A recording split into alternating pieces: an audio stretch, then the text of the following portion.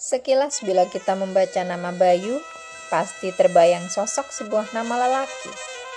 Bukan, ini merupakan sebuah pemberontakan yang dilakukan Tengku Abdul Jalil terhadap Jepang. Setelah beberapa bulan pemerintah Jepang menduduki Aceh yang dimulai bulan Maret 1942, terjadilah perlawanan pertama dari rakyat pada tanggal 7 November 1942 yang dipimpin oleh Tengku Abdul Jalil. Hal ini berarti 9 bulan setelah pemerintah Jepang berada di Aceh. Namun siapakah Tengku Abdul Jalil tersebut? Sosok pejuang kita yang satu ini lebih dikenal dengan nama Tengku Chot Klieng atau Tengku di Buloh. Dilahirkan di desa Blang Ado Buloh Balang Ara, Kecamatan Kuta Makmur, Aceh Utara. Ibu beliau bernama Nyak Cut Bulen, seorang guru agama di kampung yang masih keturunan ulama. Pada saat beliau berusia remaja, beliau aktif menuntut ilmu pengetahuan juga agama.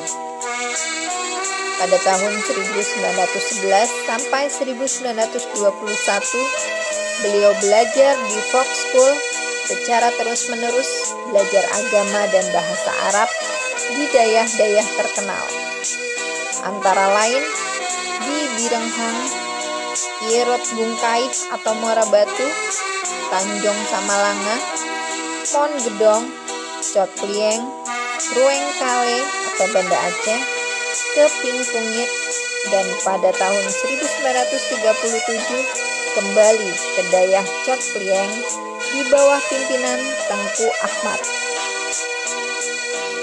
Setelah Tengku Ahmad meninggal dunia pada tahun 1937, secara resmi Tengku Abdul Jalil diangkat sebagai pimpinan atau Tengku Dayah Chot Klieng. Selama beliau memimpin Dayah Chot Klieng, banyak terjadi perubahan-perubahan. Dan beliau juga mengadakan hubungan-hubungan kerjasama dengan daerah-daerah lain di seluruh Aceh. Beliau juga sangat anti penjajah. Perasaan ini tumbuh selama beliau membaca hikayat Perang Sabi.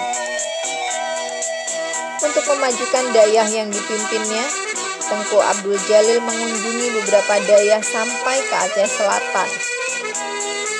Setelah kunjungan-kunjungan tersebut, beliau secara terus-menerus memberikan semangat patriotisme kepada murid-murid guna menghadapi penjajahan. Beliau tidak mudah terpropaganda oleh Jepang, Pusa, dan barisan-barisan Fujiwara Kikan. Pada suatu malam di bulan Juli tahun 1942, Tengku Abdul Jalil diundang untuk memberikan dakwah di Kampung Krueng Lingka, Kecamatan Bakia, Kabupaten Aceh Utara. Dalam dakwah tersebut, beliau menceritakan hal-hal yang membahayakan agama dan keadaan rakyat yang semakin lama terpuruk ekonomi dan hak-hak rakyat yang tidak dipedulikan lagi. Isi pidato ini mengakibatkan para orang-orang yang berpihak pada Jepang merasa tidak senang. Mereka melaporkan isi pidato ini pada polisi Jepang yang berkedudukan di Sigli. Sehingga Suntyo Loksumawe dan Suntyo Bayu diperintahkan untuk memanggil Tengku agar datang ke kantor polisi Sigli guna mempertanggungjawabkan isi pidatonya.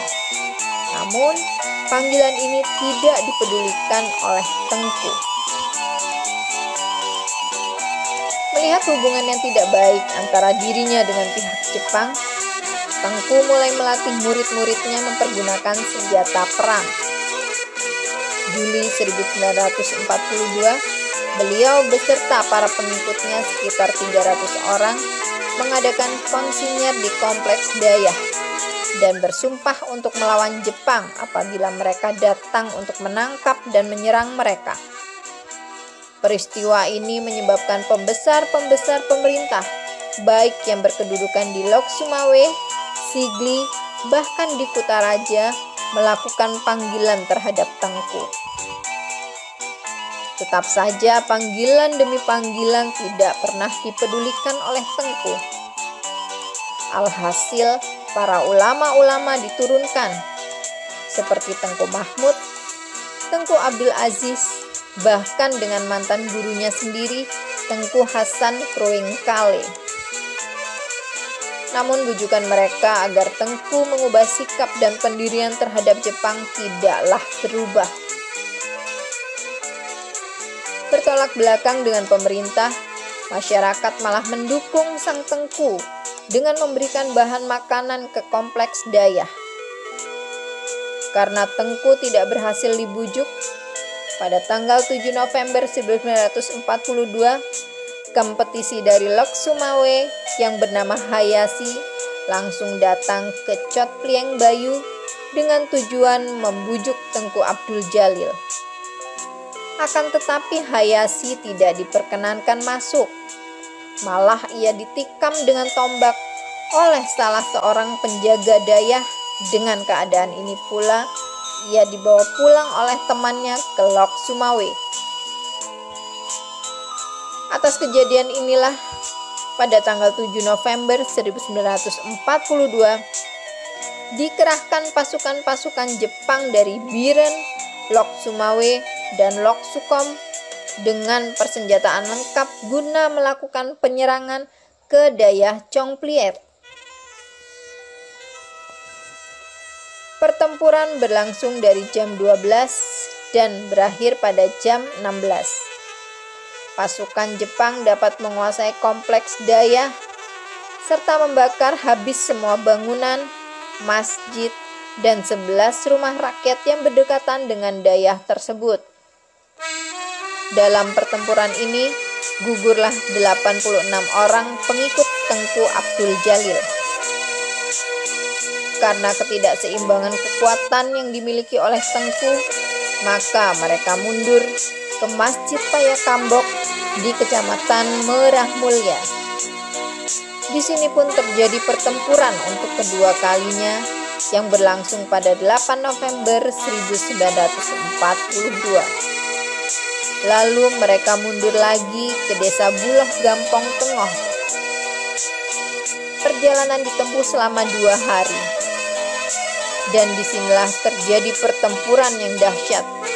Tepatnya pada 10 November 1942 di Menasah Blangbuloh Gampong Tengah setelah Tengku sembahyang Jumat.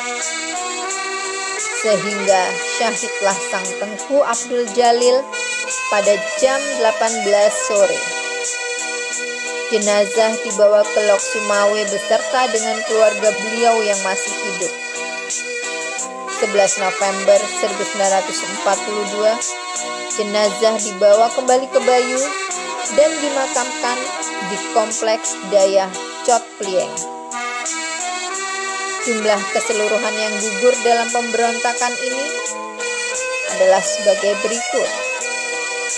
Pertempuran di Chot Plieng 86 orang, pertempuran di desa Nehen 4 orang, pertempuran di Menasah Blangbuloh 19 orang, dan ditangkap selesai pertempuran tidak kembali lagi sebanyak 5 orang.